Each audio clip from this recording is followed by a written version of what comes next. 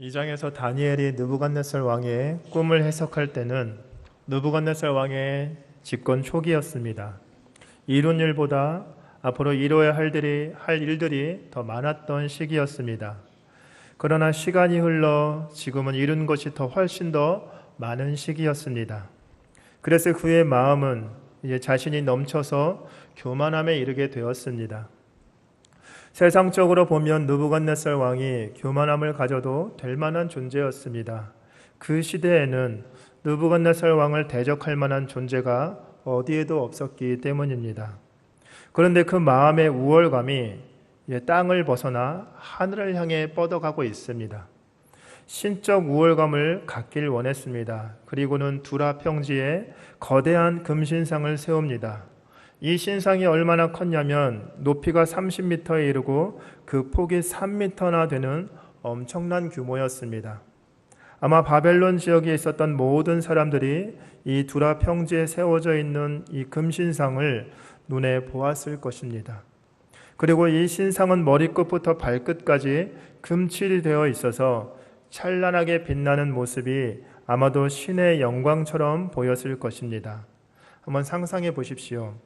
아침 햇살이 떠오를 때 신상에 비친 햇살은 엄청나게 찬란했을 것이고 그것을 보는 사람마다 이것이 정말 신의 영광이구나 라고 탐복했을 것입니다. 예전에 다니엘이 느부갓네살 왕의 꿈을 이렇게 해석해 줬을 때는 그는 신의 뜻에 감동된 자로서 하나님께 영광을 돌리며 섬기는 자세를 취했습니다. 그러나 시간이 흐르자 그가 놀라운 업적들을 이루면서 교만한 마음을 품게 됩니다. 세상에 더 이상 정복할 땅이 없다고 여겨질 때쯤 이제 땅이 아닌 하늘을 삼키고자 하는 마음으로 뻗어나가기 시작합니다. 자기 스스로 신이 되고자 한 것입니다. 그래서 거대한 신상을 만들고 화려하게 금칠을 하고 찬란하게 빛나는 그 영광을 자신의 영광이라 말하면서 모든 바벨론의 백성들을 불러 모아 절하도록 명령했습니다. 우리가 하나님을 믿는다 하면서 영적인 경험을 할 때가 있습니다. 그러나 영적인 경험을 한번 했다고 해서 당장 깊은 영성이 있는 사람이 되는 것은 아닙니다. 신앙생활하면서 특별한 영적 경험을 하게 되는 것은 하나님의 선물이고 은혜입니다. 이성에 부딪혀서 더 이상 진전이 없을 때 하나님은 어느 순간 우리에게 영적인 경험들을 하게 하심으로 막혀있던 길이 뚫리고 하나님을 더 깊이 알고 믿게 되는 믿음이 우리 마음속에 일어나는 것을 느낄 때가 있습니다. 이런 영적 경험을 통해 하나님의 살아계심과 역사하심을 분명하게 믿게 되는 것입니다. 그래서 이 경험은 하나님을 믿는데 큰 힘을 제공하고 또 나를 붙잡아주는 에너지가 되기도 합니다. 이런 경험들이 시간이 지날수록 더 큰 확신과 섬김으로 뻗어나갈 수 있다면 감사한 일인데 그게 아니라 교만과 우월감으로 흐르게 된다면 이보다 더 안타까운 일은 없습니다. 예전에 느부갓네살 왕은 금신상 위의 위험을 느끼며 두려워했습니다. 하지만 이제는 자신이 만든 금신상으로 자신의 영광을 대체하고 싶은 욕구를 품고 있습니다. 하나님이 주신 은혜를 느부갓네살 스스로 최악으로 바꿔버리고 있는 것입니다. 우리가 경험한 영적 경험이 교만과 우월감의 재료가 되어서는 안 됩니다. 그런 경험을 한 사람이 그런 경험을 하지 못한 사람보다 영적으로 우월하다라는 증거는 없습니다.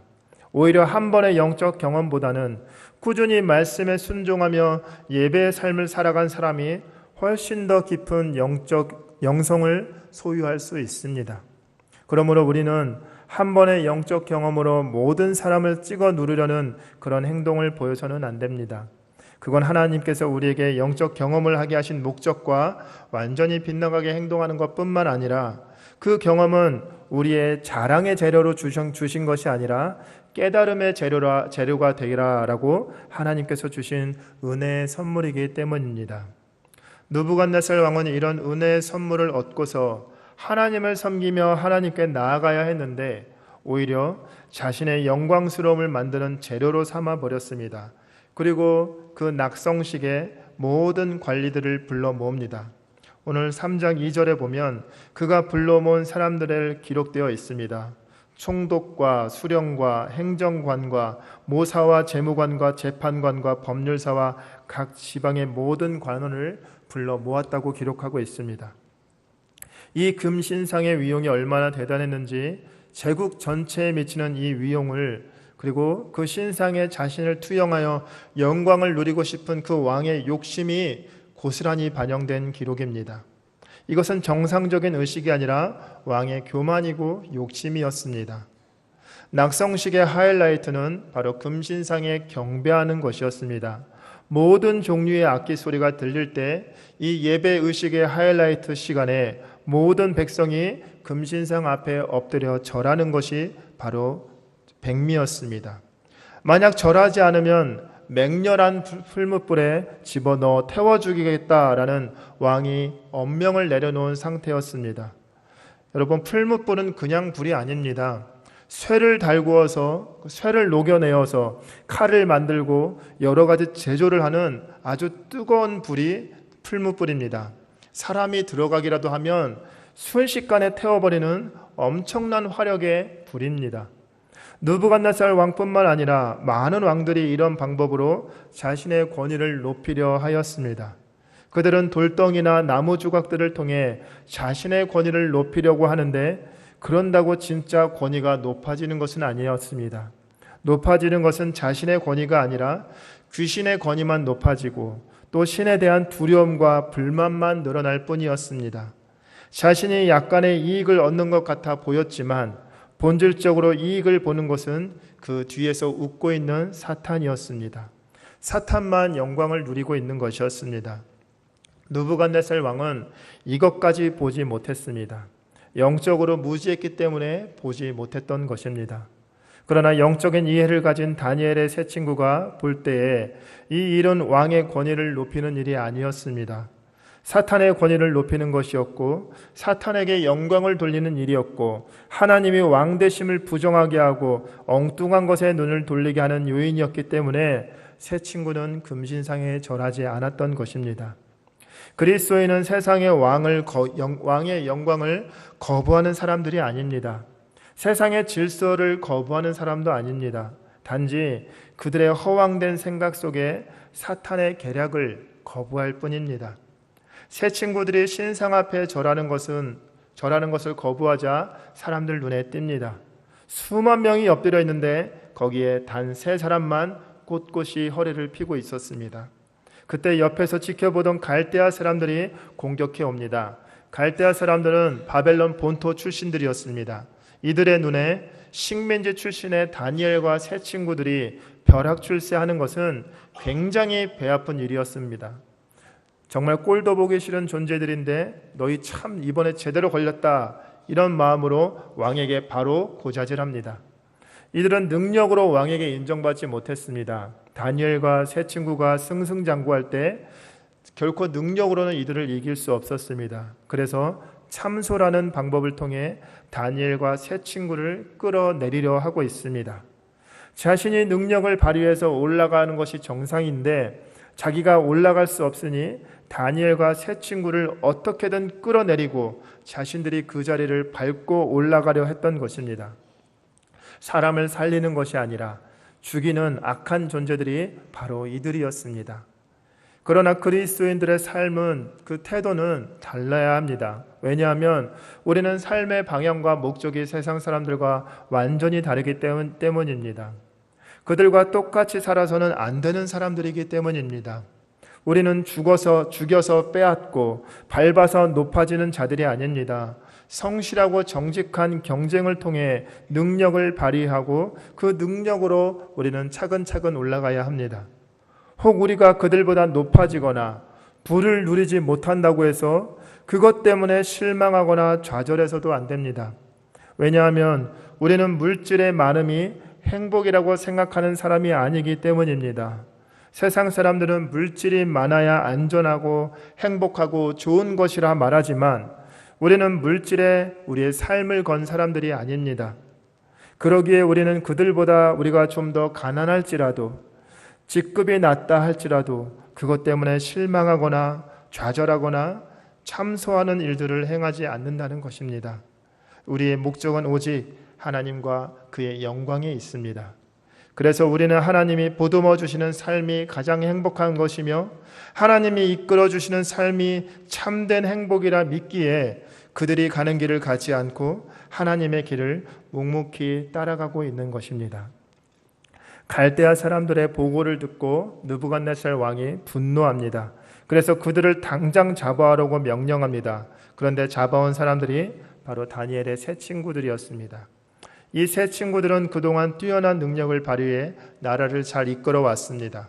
지금도 여전히 그 사역을 감당하고 있었습니다. 이들이 나라에 얼마나 중요한 인재들인지 느부갓네살 왕은 누구보다 더 잘 알고 있었습니다. 그런데 이들이 잡혀온 것이었습니다. 죽여야 하는데 마음이 복잡했습니다. 쉬운 일이 아닙니다. 그래서 그들에게 다시 한번 기회를 줍니다. 15절 말씀에 이렇게 기회를 주면서 다니엘 세 친구에게 너희에게 다시 한번 기회를 주겠다라고 말을 합니다. 세 친구들은 그 왕의 느부갓네살 왕의 권위를 무시하려는 했던 생각이 없었습니다. 그리고 왕의 권위를 얕잡아 보지도 않았습니다. 굳이 이런 방법으로 자신의 권위를 인정받으려 하지 않아도 그래도 되는데 왕은 이러한 모양으로 그 권위를 받으려 하니 결국 충실하고 뛰어난 새 인재들을 잃을 수밖에 없는 상황에 놓이게 된 것입니다. 그런데 이때 새 친구들의 대답이 더욱더 걸작입니다.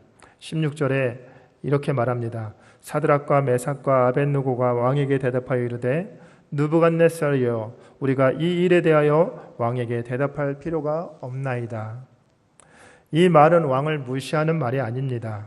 자신들의 뜻이 확고합니다 라는 것을 나타내고 있는 것입니다. 즉 왕이시여 몇 번을 물으셔도 우리의 대답은 바뀌지 않습니다. 이런 뜻인 것입니다. 그런데 이 말이 왕에게 오히려 더욱더 불편하게 느껴졌습니다. 자기가 자비를 베풀면 못 이기는 척 따라와야 하는데 그러지 않고 오히려 자기들의 고집을 내세우고 있으니 그 꼴이 보기 싫었던 것입니다. 옆에는 풀무불이 맹렬한 기세로 타오르고 있었습니다. 또 왕은 도끼 눈을 뜬 채 그들을 쳐다보고 있었습니다. 수많은 신하들이 노려보면서 어떻게 대답하나 어떻게 행동하나 그 세 친구들을 보고 있었습니다. 무게감이 얼마나 무거웠겠습니까? 아마 천지가 두 어깨를 짓누르는 것 같은 무게감을 그들이 느끼고 있었을 것입니다. 그런데도 이 세 친구는 의연한 모습으로 그 무게감을 넉넉히 이겨내고 있었습니다. 무엇이 이들로 하여금 이 강력한 믿음의 모습을 보일 수 있게 만들었을까요? 그 첫 번째 이유가 17절에 있습니다. 17절 말씀을 읽겠습니다. 왕이여 우리가 섬기는 하나님이 계시다면 우리를 맹렬히 타는 풀무불 한가운데 능히 건져내시겠고 왕의 손에서도 건져내시리이다. 여러분 이 말은 하나님이 분명히 살아계시고 우리를 건지실 것이라는 믿음 속에서 내뱉는 아주 확신에 찬 말씀이었습니다. 즉 이 말은 우리는 하나님을 섬기는 자들이기 때문에 다른 것을 선택할 수 없습니다라고 자신들의 의견을 신앙을 뚜렷하게 밝히고 있는 것이었습니다. 우리는 어려움을 만날 때 하나님께서 건지실 것을 기대하면서 기도합니다. 하나님 우리를 이 어려움에서 넘어가게 해주십시오 라고 기도합니다. 이 기도가 틀린 기도라는 것이 아닙니다. 그런데 한 가지 마음속에 분명히 새겨야 할 것은 어려움을 넘어가게 해줘야만 하나님이 된다라는 것이 아니라는 것입니다. 진짜 신앙은 새 친구들이 말하는 것처럼 어떤 결과가 나온다 할지라도 오직 하나님만 섬길 뿐입니다. 제 선택은 바뀌지 아니합니다 라고 말하는 것, 이것이 바로 진짜 신앙입니다. 오늘 본문 18절에 그렇게 아니하실지라도 라는 말씀처럼 하나님께서 이 어려움을 나에게 넘어가지 못하게 하신다 할지라도 나의 왕은 하나님이십니다 라는 고백이 나올 수 있어야 그게 바로 우리의 진짜 신앙이라는 것입니다. 우리는 신앙을 어떻게 생각합니까? 이거 해주시면 믿겠습니다. 이런 식으로 신앙생활 할 때가 많지 않습니까? 하나님 이것만 해주시면 저도 하겠습니다 라고 하나님께 감히 조건을 답니다. 사랑하는 성도님들, 하나님이 우리에게 무언가를 해주셔서 믿는 게 아니라 하나님이 그 모든 일을 해주시는 것입니다. 성경에 보면 믿는 자들에게 놀라운 역사가 많이 일어납니다. 물 위를 걷기도 하고 병자가 낫기도 하고 하늘에서 불이 내리기도 하는 엄청난 기적과 역사들이 일어납니다. 이것은 하나님이 행하셨던 역사입니다. 이런 역사는 기적을 주시면 이라고 말하는 조건부 신앙인에게는 결코 일어나지 않았습니다. 이런 기적은 그런 것이 일어나든 말든 상관없이 하나님만 믿고 가는 사람들에게, 모든 것을 하나님께 내어 맡기는 자들에게 하나님께서 친히 역사하셨던 사건들입니다. 세 친구의 가장 중요한 포인트는 자신들이 풀무불에서 살아나는 것이 아니었습니다. 하나님을 섬긴다는 것이 풀무불에 들어가는 것보다, 거기서 살아나는 것보다 더 중요했습니다. 왕이 분노한 것도 바로 이 때문입니다. 세상이 그리스도인들을 싫어하는 것도 바로 이 때문입니다. 우리 그리스도인들은 종종 세상으로부터 이런 말을 듣습니다. 회사 덕분에 먹고 사는 주제에 회사의 유익을 위해 눈을 감기도 해야지 네 혼자만 잘났냐? 그들이 말하는 생각은 우리가 정직하게 살고 성실하게 살려고 노력하지만 그들은 회사를 위해, 무엇을 위해 그 모든 것들을 포기하라라고 압력을 넣습니다. 그 압력이 상당히 무겁습니다. 이겨내기 어렵습니다. 상사가 그렇게 말하고 회사가 그렇게 말할 때 거기에 대항해서 일개 사원인 내가 그 자리를 지키고 있다는 것은 굉장히 어려운 일입니다. 여러분, 회사가 말해도 이렇게 어려운데 제국의 황제인 느부갓네살 왕이 이야기하는데 이 세 친구가 이것을 이겨내는 것은 얼마나 어려웠겠습니까?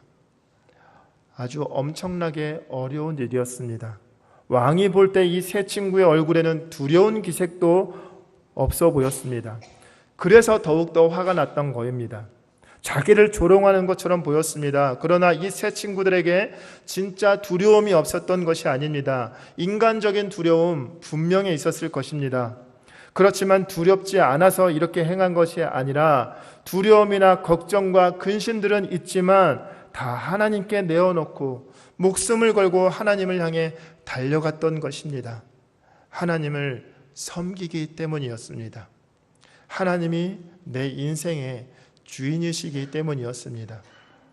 세 친구들은 죽지 않을 걸 알아서 이렇게 행동했던 게 아닙니다. 죽을지라도 이렇게 행동했던 것입니다. 그러나 우리는 죽지 않을 것을 전제해 놓고 하나님을 믿는 경우가 많습니다. 이는 옳은 신앙이 아니라 속이는 신앙이고 껍데기 신앙입니다. 죽지 않을 걸 알기 때문에 믿는 신앙이 아니라 내 비록 죽을지라도 신앙이 진짜 신앙이고 하나님이 기대하시는 신앙입니다. 우리가 살아가는 동안 우리는 숱한 어려움에 직면하게 됩니다. 그럴 때 인간적으로 우리가 원하는 것은 이 잔이 지나가게 하옵소서입니다. 하지만 예수님처럼 우리가 궁극적으로 선택해야 하는 것은 그리 아니하실지라도 하나님의 뜻대로 되기를 원하나이다. 바로 이것이 우리가 가야 할 길입니다. 세상을 살아가면서 세상이 두렵지 않은 것이 아닙니다. 세상의 압력은 결코 약하지 않습니다. 그러나 그것을 이겨내는 믿음이 우리 안에 있기 때문에 그 모든 것을 하나님께 맡기고 살아가고 있는 것입니다. 그래서 세 친구들은 이렇게 행동할 수 있었던 것입니다. 세 친구들이 이렇게 믿음을 보일 수 있었던 두 번째 이유가 바로 18절에 나옵니다. 그렇게 아니하실지라도 왕이여 우리가 왕의 신들을 섬기지 아니하고 왕이 세우신 금신상에게 절하지도 아니할 줄 아옵소서. 죽어도 우상에게는 절할 수 없다라고 선언하고 있습니다. 이것은 17절에 말한 우리는 하나님을 섬깁니다라는 그 대전제에 연결되어 있는 이유입니다. 생명 없는 헛된 것에 내가 생명을 부여하거나 의미를 부여하는 일을 나는 절대로 할 수 없습니다라고 고백하고 있는 것입니다. 사랑하는 성도님들, 우상이 언제 의미를 갖게 되는지 아십니까? 그 우상은 깎거나 다듬을 때 우상이 되는 것이 아닙니다. 그것을 신인 양, 전부인 양 생각하고 그 앞에 엎드릴 때 그것이 우상이 되는 것이고 의미를 갖게 되는 것입니다. 그런데 아무도 그것을 신경 쓰지 않고 그것을 그냥 돌인 양, 나무인 양 툭툭 치고 다니고 불쏘시개처럼 불구덩이에 던져 넣는 사람이 있다면 이것은 우상이 아니라 그저 나무일 뿐이고 돌덩이일 뿐입니다. 그리스도인들이 우상에 절하지 않는 것은 또 그것들의 의미를 부여할 수 없기 때문입니다. 그 돌덩이와 나무는 신도 아니고 진짜가 아니기 때문입니다. 회사에서 고사를 지낼 때 그 앞에 절하지 않는다고, 회식 자리에서 사장이 따라주는 술을 마시지 않는다고, 그렇다고 해서 그 사람에게 애사심이 없다고 말할 수는 없습니다. 회사에 쓸모없는 존재라고 말할 수도 없습니다. 정말 말도 안 되는 일들이 우리 그리스도인들에게 지금까지 일어나고 있습니다. 우리는 돼지머리에 절하지 않지만 열심을 다해 노력하고 회사에 충성합니다. 우리는 사장이 따라주는 술을 받지는 않지만 회사의 동료들과 직장을 위해 기도를 합니다. 진짜 애사심은 돼지머리 앞에 머리를 숙이는 게 아니라 사장이 따라주는 술을 받으면서 넙죽 엎드리는 것이 아닙니다. 이런 일들은 두라 평지에 금신상을 세운 느부갓네살 왕이 한 일과 똑같은 것입니다. 사탄이 만든 거짓된 문화를 밀어내고 하나님이 만들어 가시는 거룩한 문화를 이 땅에 정착시켜야 하는 것이 바로 우리 그리스도인들의 책임입니다. 더러운 문화에 이끌려 살면서 세상이 이러니 나도 어쩔 수 없다라고 이야기만 되풀이한다면 우리의 삶도 결국 세상에 짓밟히고 먹힐 뿐입니다. 그러나 내가 아무리 작고 보잘것없지만 우리가 있는 그 작은 자리에서부터 우리의 삶의 변화가 일어난다면 우리 사회는 우리로 인해 회복되기 시작할 것이고 좀 더 밝은 미래를 맞이할 수 있게 될 것입니다. 새 친구에게 왕에게 대답할 필요가 없나이다, 이 말을 기억하시기 바랍니다. 얼마나 당당한 말입니까? 제국의 황제에게 누가 이렇게 당당하게 말할 수 있겠습니까? 이것이 우리가 세상을 향해 외쳐야 할 외침입니다. 느부갓네살은 내가 세상의 왕이다 라고 말할 때 그렇게 믿고 있지만 새 친구는 느부갓네살 왕이여, 당신이 세상의 왕이 아니라 하나님이 이 세상의 진정한 왕이십니다. 그러므로 나는 당신이 아닌 하나님만을 섬길 뿐입니다 라고 말하고 있는 것입니다. 사랑하는 성도님들, 세상에는 이런 느부갓네살 왕이 널려 있습니다.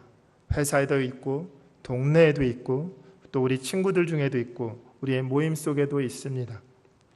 우리는 그 느부갓네살 왕을 피해 살 수 있는 존재가 아닙니다. 만나게 됩니다. 그러나 만날 때마다 오늘 말씀을 기억하시기 바랍니다. 나는 하나님을 섬기고 하나님이 나를 파송해서 이 자리에 있는 것이지 돈 벌기 위해서 이 자리에 있는 것이 아니다. 하나님이 나를 이곳에 그리고 이 직장에 파송하셔서 나는 여기 있는 것이지 이 일을 어떤 식으로 하는 것이 옳은지 나는 하나님 앞에 보여드리리다. 이러한 믿음의 고백으로 살아가는 저와 여러분들 되시길 소망합니다.